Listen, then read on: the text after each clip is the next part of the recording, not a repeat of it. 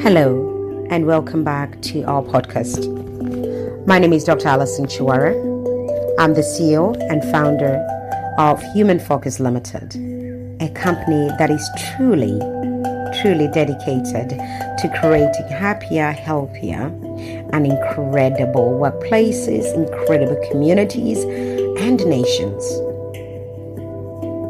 Today, I want us to go to church and back.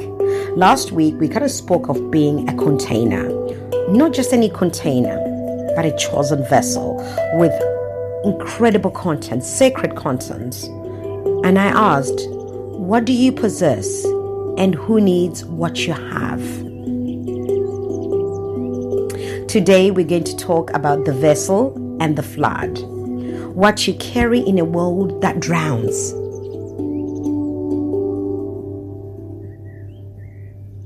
Today we look at a world submerged almost. Right now in Mozambique, torrents are failing. Rivers are breaching their banks, swallowing homes, fields, and roads. A flood isn't just water. It's a relentless, impartial force that reveals foundation, what stands, and what washes away. This is the human condition too. This is the leadership moment. It's the parenting hour. It's a relational crisis. The flood arrives.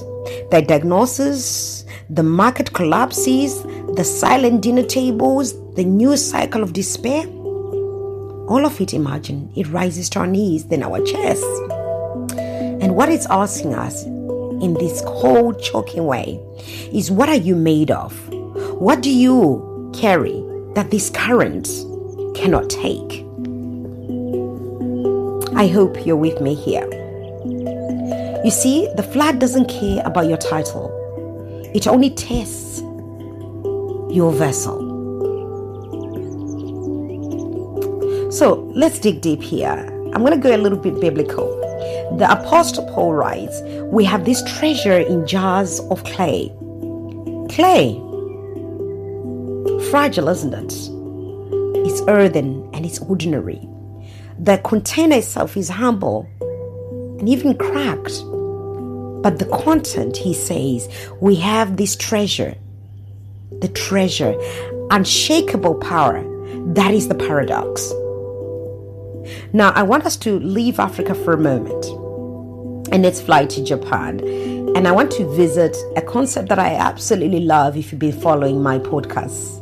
The idea and the concept of Ikigai, your reason for being. It sits at the intersection of what you love, what you're passionate about, what you're good at, what the world needs, and what you can be paid for. But we've sanitized it. Your Ikigai isn't just a Venn diagram. It's the fuel in your clay jar. Are you with me? It's the calm voice in the cyclone saying, I have navigated storms you cannot see. You see, my Shona mother would put a hand on her heart and say, you see, what you carry is beyond you. It's a lineage thing.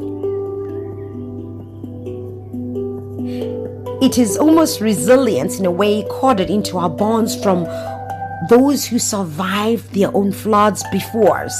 It is wisdom that says this water too will find its way to the sea. This water that is submerging you right now will soon find its way to the sea.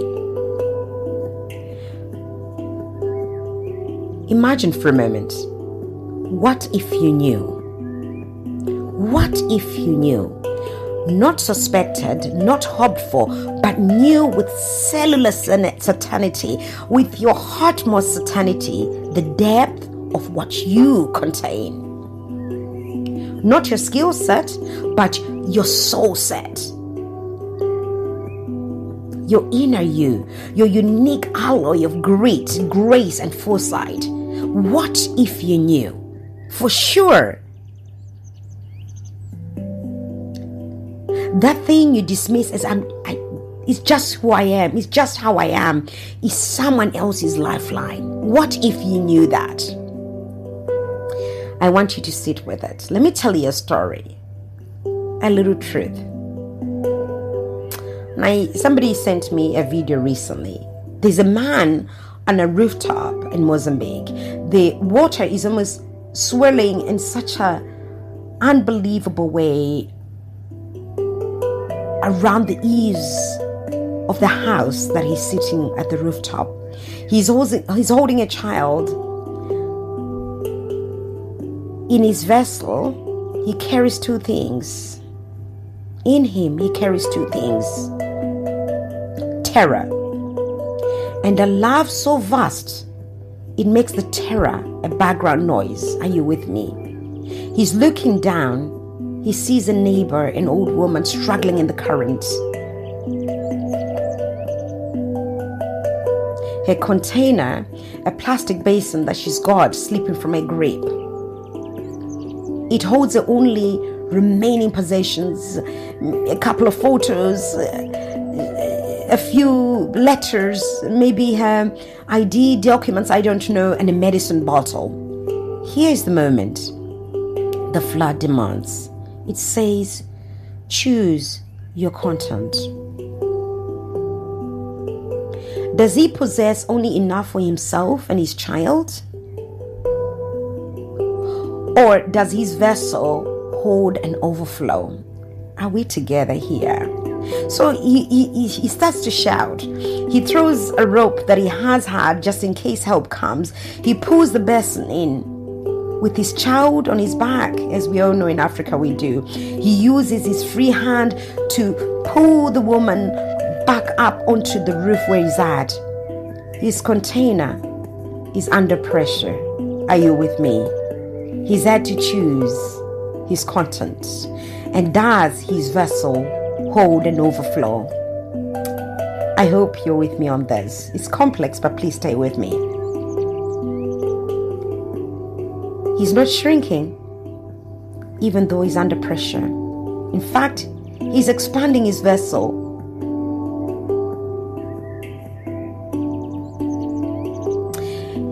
In that moment, he realized he didn't only carry survival within him, but there was something within his vessel that carried salvation too. This is the twist. Your leadership, your parenthood, your very presence in relationships isn't about waiting for calm seas. It's about what you dip into your vessel and pull out when the roof is the only ground left. Are you with me? In the boardroom floods, do you put all blame? Or do you pull out blame? Or do you pull out strategy? It's in the parenting fatigue as well. Do you pull out irritation or a curious question? In the relational drought after the flood, do you pull out distance or do you pull out a cup of water?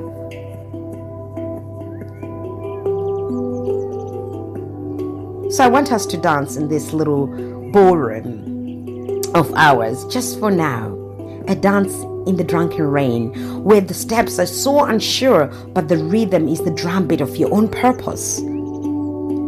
I want to speak to the leader that you are.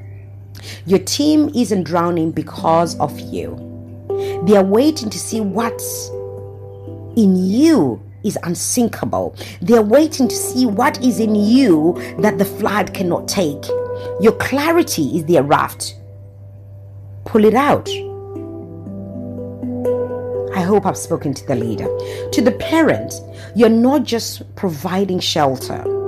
You're demonstrating in real time how to be a vessel that can be rocked and not spill its core. Your calm is your children's compass. Pour it out. To the friend, the partner, the human in the social round, your capacity to listen deeply in a shallow world is an absolute life skill. Your willingness to say, do you know what, Alison? I see your flood. Your willingness to say, do you know what? To your dear friend, I see your flood, without trying to fix it, is an ark. Offer it. You see, the Japanese mend broken pottery with Kintsugi. I love it. I absolutely love it. Filling the cracks with gold. The breakage becomes part of that beauty. The history becomes the strength in this vessel, in this pottery. Your floods, your cracks are not your flows. Are you with me? Just consider a little bit of Kintsugi. They are the networks through which your gold, your hard-won wisdom, your empathy, your truth can actually seep out and reach the dry, parched places in others. They are waiting for you to give them a cup of water. What if you knew? What if you knew? You would stand differently, I'm sure. You would speak less hastily. You would give more freely. Not from your surplus, but from your essence, from your inner you, because you'd understand you're not just holding content. You're in a communion with it. You're walking. You're breathing. And you're bleeding reservoir for a world that is constantly thirsting in the middle of a flood. Did you hear that? Thirsting in the middle of a flood. Can you believe it? You see, in a few days, I want to believe Mozambique would rain. The sun will bake that mud, and from that fertile, broken ground, new green will push through. This is the final turn. The flood is also a cultivator. I hope I'm speaking to somebody.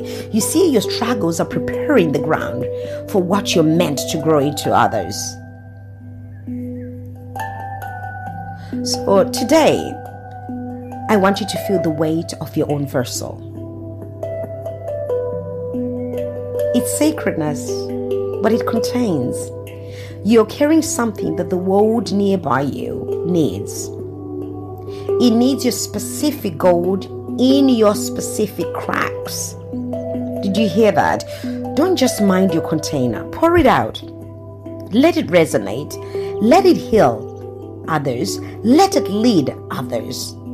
And walk in the fullness of what you truly carry. The drought is waiting for your flood. Are you understanding this? The drought is waiting for your flood.